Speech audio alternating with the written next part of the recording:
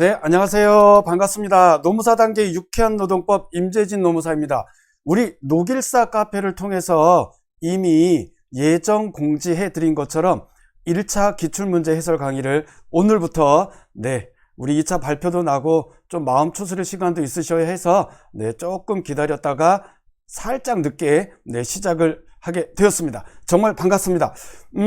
우선 이렇게 깔끔한 PDF 파일 원본을 보내주셔서 우리 수험생 여러분들을 위한 무료 해설 강의를 할 수 있게끔 허락해 주신 우리 고시계사 대표님과 그리고 편집국장님 그리고 임직원 여러분들께 머리 숙여 감사드립니다. 자, 열심히 해서 우리 수험생 여러분들께 조금이라도 도움이 되는 무료 강의가 되도록 하겠습니다. 제가 여러 번 말씀드려서 다 아시겠지만 이거 뭐 자랑도 아니고 그래도 부끄럽진 않습니다. 제가 그만큼 의지력이 있다는 반증이기도 하니까 제가 1차 시험만 15번을 합격했어요. 그리고 노동법은 단 한 번도 고득점이 아니었던 적이 없었던 것 같아요. 제 뇌피셜로는.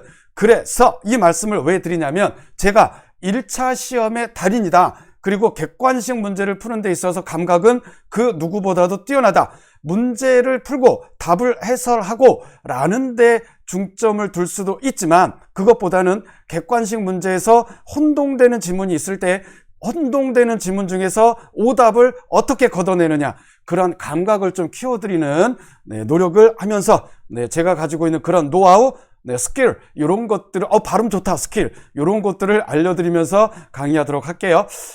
카메라는 제 위에 있어서 제가 눈이 이렇게 약간 내려가는 것처럼 보이더라도 이해해 주세요. 많이 보셨죠? 제 강의를 많이 들으셨으니까 제가 노길사 카페에 올리는 리마인드 강의도 많이 보셨으니까 그리고 이제 화면은 요 밑에 있어서 제가 보기에도 오른쪽 밑에 있어서 약간 조금 이렇게 어색하게 보일 수도 있어요.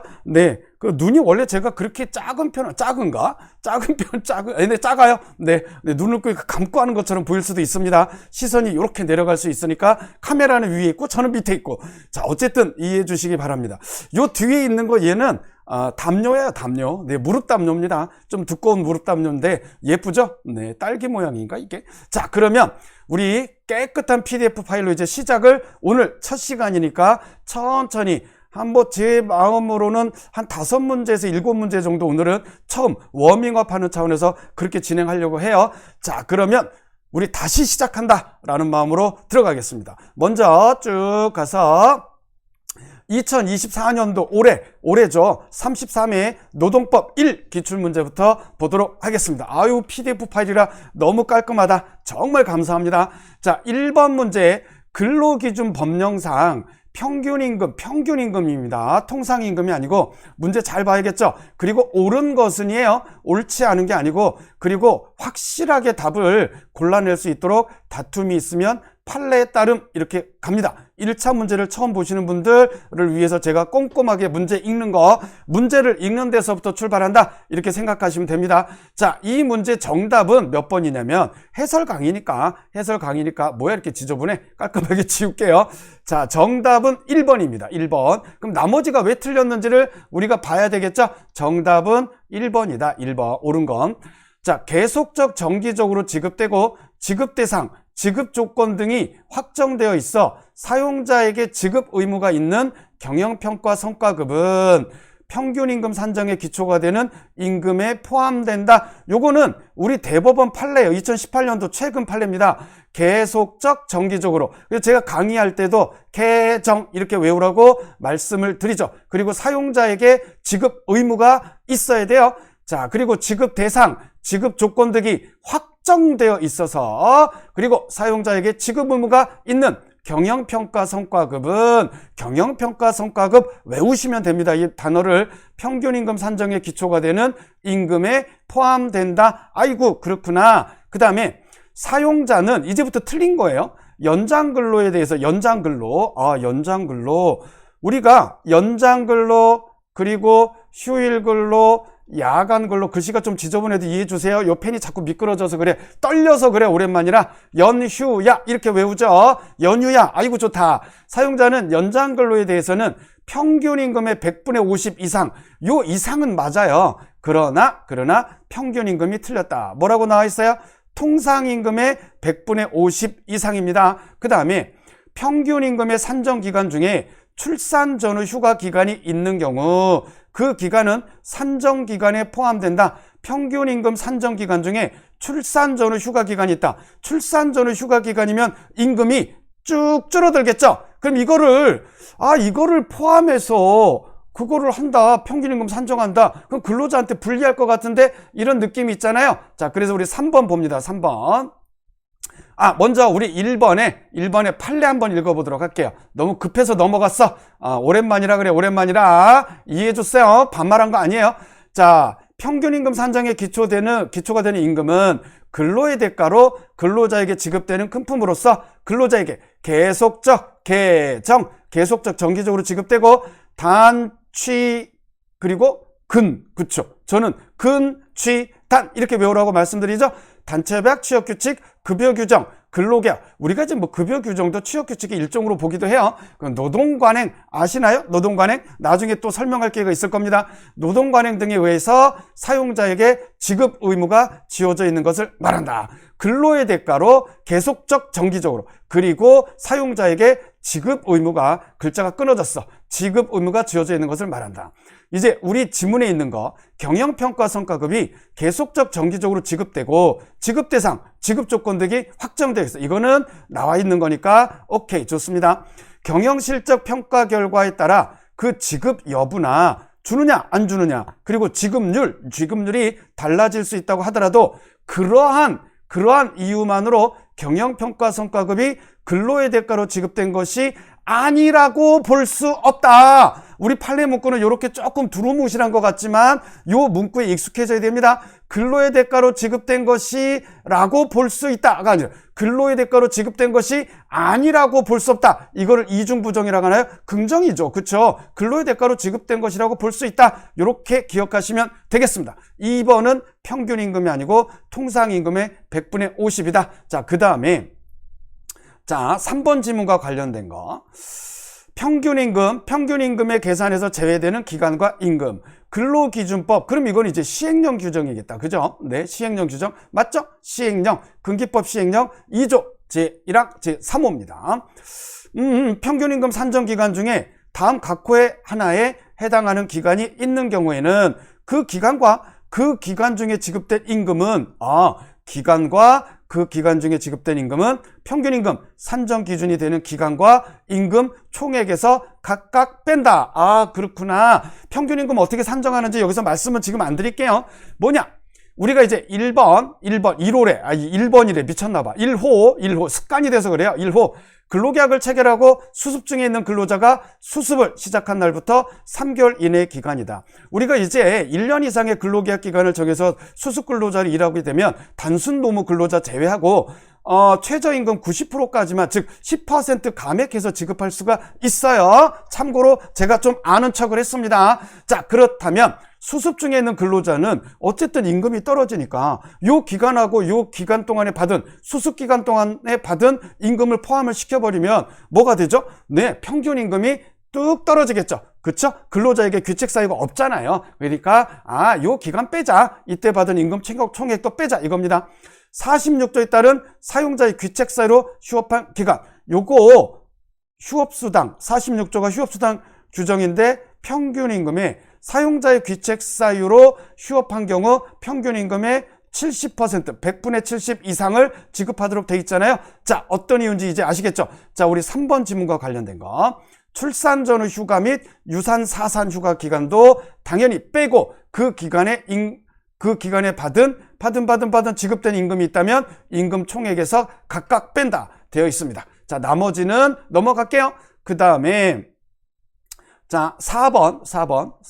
이 프로그램을 좀 바꿔서 해야겠다. 6번부터는 일용근로자의 평균임금은 최저임금위원회가 정하는 금액으로 한다.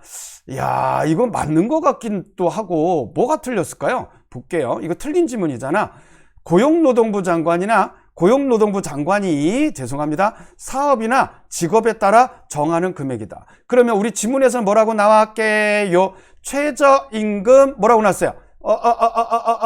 우리 지문에서는 최저임금 최저임금위원회가 정하는 금액으로 한다. 이렇게 돼 있으니까 틀렸다. 그죠? 그 다음 평균임금이란 나왔네. 이를 산정하여야 할 사유가 발생한 날 이전 3개월 동안에 여기까지는 틀리지 않은 것 같은데 그 근로자에게 지급된 임금의 총액을 그 기간에 총 근로시간 수로 나눈 근로시간을 어떻게 다 계산해? 그죠? 상식적으로 어렵다. 그지? 그래서 이거는 뭐가 틀렸냐면 그 기간에 뭐로 나눈다? 파란 펜으로 바꿔야지. 심심하니까. 그 기간에 총 일수로 나눈 금액입니다. 좋아요. 자, 이제 2번으로 넘어갑니다. 2번. 근로기준법상 기본원칙에 관한 설명으로 이거는 옳지 않은 것이네요. 옳지 않은 것. 다툼이 있으면 우리 판례에 따라라. 정답은 2번이다. 2번. X표. 옳지 않은 거니까 X표. 자, 근로기준법상 균등대우 원칙은 헌법상 평등원칙을 근로관계 실질 맞는 것 같아. 좋아. 그 다음에 2번. 근로기준법 제6조에서 말하는 사회적 신분은 그 지위에 변동 가능성이 없어야 한다. 사회적 신분이니까 사회생활하면서 바뀔 수도 있는 거 아니야? 라고 감각이 있다면 요거 틀린 지문으로 고를 수가 있죠. 그래서 볼게요. 자, 2번 대법원 2023년 최근 판례, 전원합의체 판례네요. 근로기준법 제6조에서 말하는 사회적 신분이 반드시 선천적으로 고정되어 있는 사회적 지위에 국한되거나 그 지위에 변동 가능성이 없을 것까지 요구되는 것은 아니지만 여기까지 보면 2번이 확실히 틀려버렸다. 그죠? 자, 개별 여기서부터입니다. 개별 근로과의 왜 혀가 꼬이지? 오랜만이라 그래. 개별 근로계약에 따른 고용상 지위는 공무원과의 관계에서 근로기준법 제6조가 정한 차별적 처우 사유인 사회적 신분에 해당한다고 볼 수 없고 이거는 이제 다른 판례 지문이 나왔을 때 혼동되지 말라고 실어드렸는데 공무원과의 관계에서 차별적 처우 사유인 사회적 신분에 해당한다고 볼 수 없고 이거는 뭐냐면 공무직 근로자들이 있어요. 공무직 근로자들이 차별 시정 신청했는데 공무직 근로자들이 vs 공무원과 비교했을 때 아니 공무원하고 똑같은 일을 하는데 왜 차별 대우했어? 이렇게 했는데 우리 대법원 판례가 그 지위에 사회적 신분이라는 건 그 지위에 변동 가능성이 없을 것까지 요구되는 건 아니야. 그렇지만 요 공무직 근로자와 공무원은 비교해 봤을 때 차별적 처우 사유인 사회적 신분, 요 공무직은 사회적 신분에 해당하지 않아. 그리고 공무원은 그 근로자, 즉 공무직 근로자와의 관계에서 동일한 근로자 집단에 속한다고 보기 어렵다. 그래서 비교 집단이 될 수 없다. 이렇게 말씀하신 겁니다. 자, 관련 지문 나오면 혼동될까봐 제가 자세하게 설명드렸습니다. 그 다음에 3번. 사용자는, 옳지 않은 거는 이거니까, 요거 2번이죠. 옳지 않은 거. 사용자는 근로자가 근로시간 중에 공예직무를 집행하고자 필요한 시간을 청구하는 경우 그 공예직무를 수행하는 데 지장이 없으면 청구한 시간을 변경할 수 있다. 그러네요. 맞네요. 그 다음 근로자와 사용자는 요거 이제 근기법 제10조였고 3번 질문은 근로자와 사용자는 각자가 를 지키고 성실하게 이행할 의무가 있다. 맞네요. 누구든지, 요게 키워드죠. 누구든지 법령이 아니고 법률, 이게 법령이라고 나왔으면 틀리는 지문인데 법률에 의하지 아니하고는 영리로 이거 중간 착취 금지죠. 다른 사람의 취업에 개입하거나 중간인으로서 이익을 취득하지 못한다. 근기법 제9조입니다. 좋아요. 자, 그러면 3번으로 가겠습니다. 3번 문제도 역시 뭐죠? 적용 범위에 관한 건데 옳지 않은 것은 이랬는데 역시 우리 판례에 따른다. 이렇게 되어 있어요. 자, 그러면 3번은 정답이 몇 번일까요?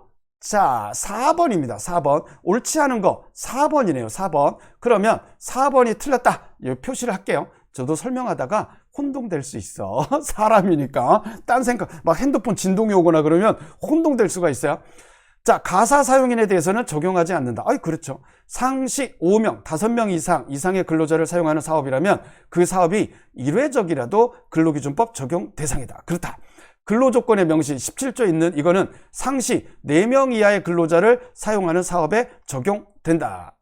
그러네요. 오케이. 옳지 않은 게 4번이니까. 자, 그 다음에 요거 근기법 시행령 별표 1에 나와 있다. 요 3번 지문은 오케이. 좋습니다. 근로기준법상 사업은 그 사업의 종류를 한정하지 아니하고 영리 사업이 여기서 걸린다. 그렇죠?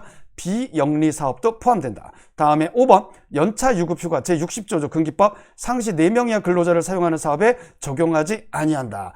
좋아요. 자, 대법원 2007년 판례가 있는데 쭉 넘어가면 영리사업인지 여부를 불문하고 영리사업인지 여부도 불문하고 비영리사업도 된다 이거죠. 그리고 이례적이거나 그 사업기간이 일시적이라 하여 근로기준법의 적용 대상이 아니라고 할 수 없고 이미 꽤 오래전에 우리 대법원에서 이렇게 말씀해 주셨습니다. 그 다음에 5번 지문은 근기법 시행령 별표 1에 있다. 자, 그 다음에 4번 근로기준법상 근로계약에 관한 설명으로 옳지 않은 것은 다툼이 있으면 판례에 따른다. 옳지 않은 거 뭐예요? 여기 보세요. 2번이네. 2번. 옳지 않은 거다. 그리고 판례에 따른다. X표 칩니다. 2번이 틀렸대요. 자, 근로계약 체결에 관한 의사표시에 무효 또는 취소의 사유가 있으면 상대방은 이를 이유로 근로계약의 무효 또는 취소를 주장할 수 있다. 2017년 대법원 판례인데 그래서 근로계약의 취소 파트가 주요한 쟁점 중에 하나죠. 우리 2차 준비할 때 특히. 그 다음 시용기간 한번 써본다라고 표현하니까 조금 죄송하긴 하지만 업무 적격성을 판단하기 위해서 한번 써본다. 수습이라는 건 업무 능력을 향상시키기 위해서 수습기간을 두는 거고 시용이라는 건 한번 시범적으로 채용해서 사용해본다. 사용자가 근로자를 고용해서 일을 한번 시켜본다 이거죠. 업무 적격성 우리 회사 근로자들하고 잘 어울리는지 이런 것도 보기 위해서 좋습니다. 시용기간 중에는 사용자의 해약권이 유보되어 있으므로 이것까지는 맞는 것 같다. 그렇죠? 그런데 그 기간 중에 확정적 근로관계는 존재한다고 볼 수 없다. 요게 조금 걸리네. 그래서 우리 대법원 2022년 최근 판례는 확정적 근로관계는 존재한다. 사용자의 해약권이 유보되었다는 사정만 다를 뿐 그쪽 해약권 유보부 근로계약이 성립되어 있는 거죠. 확정적 근로관계가 존재하는 겁니다. 유동적이 아니고 확정적으로 근로관계는 일단 존재한다. 우리가 확정적이라는 단어를 꼭 기억하시기 바랍니다. 아시겠죠? 우리 판례가 확정적 근로관계는 존재한다. 이 문제 푸실 때 이거 확정적 근로관계 여기서 퀘스천 마크가 있어서 머릿속에 퀘스천 마크가 강하게 떠올라서 틀리신 분들도 있으실 거예요. 올해 1차 시험 보신 분들은. 자, 그 다음에 3번 지문은 근기법 17조 제1항 제2호인데 사용자는 근로계약 체결 후 소정 근로시간을 변경하는 경우에 근로자에게 이를 명시하여야 한다. 이거는 이제 법령에 나와 있습니다. 그 다음 시용기간 또 나왔네. 시용기간 중에 있는 근로자를 해고하는 것은 보통의 해고보다는 넓게 인정된다. 우리가 근기법 23조 제1항에 정당한 이유, 정당한 사유가 있어야 되잖아요. 해고의 실체적 그런 정당성을 충족하려면 그런데 보통의 해고는 그런데 보통의 해고에서 말하는 그 정당한 이유보다는 시용기간은 조금 더 넓게 인정된다. 왜냐하면 업무 적격성을 평가하는 그러한 의미가 있고 그리고 사용자에게 뭐가 유보가 되어 있어요? 해약권이 유보가 되어 있기 때문에 그렇더라. 그 다음에 5번 피용자가 이제 근로자라고 보면 돼요. 노무를 제공하는 과정에서 생명을 해치는 일이 없도록 필요한 조치를 강구하여야 할 사용자, 누구의? 사용자의 보호 의무는 근로계약상 수반되는 신의칙상 부수적 의무이다. 신의칙상 부수적 의무예요. 사용자의 주된 의무는 임금 지급 의무고 근로자의 주된 의무는 근로제공 의무죠. 그러면 우리가 근로자의 부수적 의무는 뭐가 있을까요? 성실 의무가 있죠. 그래서 이 성실 의무에서 파생되는 경업금지 의무 이런 것들이 있어요. 그 다음에 사용자의 주된 의무는 방금 전에 말씀드린 것처럼 임금 지급 의무고 사용자의 부수적인 의무 중에 하나가 안전배려 의무가 있습니다. 좋아요. 자, 그러면 넘어갑니다. 5번. 자, 5번. 근로기준법상 인사와 이제 바꿔야지. 색깔을 바꿔야지. 근로기준법상 인사와 징계에 관한 설명으로 옳지 않은 것은 옳지 않은 것은 여러분한테 반말한 거 아니에요. 화내지 마세요. 다툼이 있으면 뭐에 따른다? 판례에 따른다. 근로기준법상 인사와 징계에 관한 설명으로 옳지 않은 것은 다툼이 있으면 판례에 따른다. 자, 이거 뭘까요? 자, 답을 뭘까요? 자, 1번부터 5번까지인데 우리가 해설 강의니까 답을 한번 먼저 확인하도록 하겠습니다. 답은 3번이네요. 옳지 않은 건 3번이다. 3번. 그렇다면 우리가 3번에다가 X표 치고 옳지 않은 거니까. 인사명령은 원칙적으로 인사권자인 사용자의 고유권한에 속한다. 아, 그렇다. 그 다음 이건 맞고. 2번. 사용자가 근로자 측과 성실한 협의 절차를 거쳤는지는 전직 처분이 정당한 이유가 있는지를 판단하는 요소의 하나이다. 자, 요 2번과 관련된 거 뭐가 있을까 한번 볼게요. 1번도 대법원 판례가 있고 2번도 대법원 판례가 근데 최근 판례가 여기에 나와 있어요. 근로자 측과 성실한 협의를 거쳤는지는 정당한 이유의 유무를 판단하는 하나의 요소라고는 할 수 있으나 그러한 절차를 거치지 아니었다. 오, 근로자 측과 성실한 협의 절차를 거치지 않았다고 하더라도 그러한 사정만으로 전직 처분 등이 무효가 된다고 볼 수 없다. 전직 처분은 우리가 배치 전환이라고도 하죠. 그래서 근로의 내용이라든가 그리고 근로 장소를 변경하는 거죠. 그래서 내장, 좀 어휘가 좀 두 문자가 조금 좀 그런가요? 네, 어쨌든 내장 이렇게 외우죠. 내장, 근로 내용, 업무 내용과 업무 장소, 근로 장소를 변경하는 걸 전직 처분이라고 하는데 이것을 할 때 근로자 측과 성실한 협의 절차를 거쳤는지는 정당성 유무를 판단하는 한 가지 요소는 돼. 그렇지만 그 절차, 성실한 협의 절차를 거치지 않았다고 해서 그 사정만으로 이 전직 처분이 무효가 된다고 볼 수는 없다. 이겁니다. 그 다음에 볼게요. 자, 3번 질문. 사용자가 인사처분을 함에 있어서 노동조합의 사전 동의를 얻도록 단체협약에 규정하는 것은 인사처분할 때 노동조합의 사전 동의, 협의가 아니고 동의네요. 동의. 단체협약에 이렇게 규정하는 건 사용자의 인사권의 본질적 내용을 침해하는 것으로 무효이다. 자, 옳지 않은 것은 아까 뭐라고 그랬어요? 아까 3번이라고 그랬죠. 3번이 옳지 않은 거예요. 이거 인사권의 본질적인 내용을 침해하는 거냐? 아니면 그 사용자가 자유의사에 한 거니까 이거는 무효가 아닌 거냐? 네, 유효인 거냐? 볼게요. 3번. 우리 판례를 보겠습니다. 사용자가 인사처분을 함에 있어 노동조합의 사전 동의나 승낙을 얻어야 한다거나 노동조합과 인사처분에 관한 논의를 해서 의견의 합치, 합의죠. 의견의 합치를 보아 인사처분을 하도록 단체협약 등에 규정된 경우에는 그 절차를 거치지 아니한 이런 사전동의, 승낙, 그리고 의견의 합치, 합의 이런 절차를 거치지 아니한 인사처분은 원칙적으로 무효라고 보아야 할 것이나 이는 사용자의 노동조합 간부에 대한 부당한 징계권 행사를 제한하자는 것이지 사용자의 본질적 권한에 속하는 피용자에 대한 인사권 내지 징계권, 즉 본질적 권한이 뭐야? 사용자의 인사권 내지 징계권이죠. 의 행사 자체를 부정할 수는 없는 것이므로 노동조합의 간부인 피용자에게 징계 사유가 있음이 발견된 경우에 어떠한 경우를 불문하고 노동조합 측의 적극적인 찬성이, 이 문구가 특이하죠. 적극적인 찬성이 있어야 그 징계권을 행사할 수 있다는 취지로 해석할 수는 없다. 그래서 이 판례에 따라서 3번 지문이 틀린 지문이다. 이해가 가시죠? 4번, 5번도 대법원 판례에 있는 건데 3번 지문이 옳지 않은 지문입니다. 좋습니다. 4번, 5번 대법원 판례다.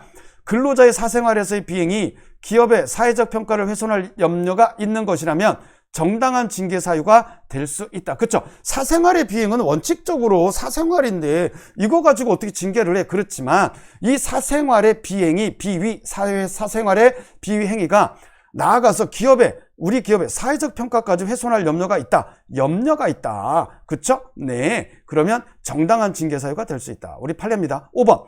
여러 개 징계 사유 중 징계 사유가 이렇게 있어요. 5개가 있어. 아이고야, 진짜 많다. 여러 개 징계 사유 중 인정되는 일부 징계 사유만으로 해당 징계 처분의 타당성을 인정하기에 충분한지에 대한 증명 책임은 사용자가 부담한다. 누가 부담해요? 사용자가 부담한다. 그러니까 자, 이 여러 개 징계 사유, 5개의 징계 사유 중에서 일부 징계 사유만으로, 즉 요 2개만 갖고도 징계 처분이 타당해. 그러면 이게 징계를 하기에 타당한 거냐? 이 충분하다라는 건 누가 증명한다고? 당연히 사용자가 부담합니다. 증명 책임은. 좋습니다. 오늘은 워밍업으로 약속드린 대로 1번부터 5번까지만 이렇게 해설 강의를 하고 다음 시간에 조금 더 양을 늘려서 기다리는 분들을 위해서 좀 더 자주 녹화를 하고 좀 양을 늘려서 하도록 할게요. 자, 오늘도 불꽃처럼 이겨내시고 버텨내시기 바랍니다. 노무사 단기 유쾌한 노동법 임재진 노무사였습니다. 다음 시간에 뵐게요. 감사합니다. 화이팅!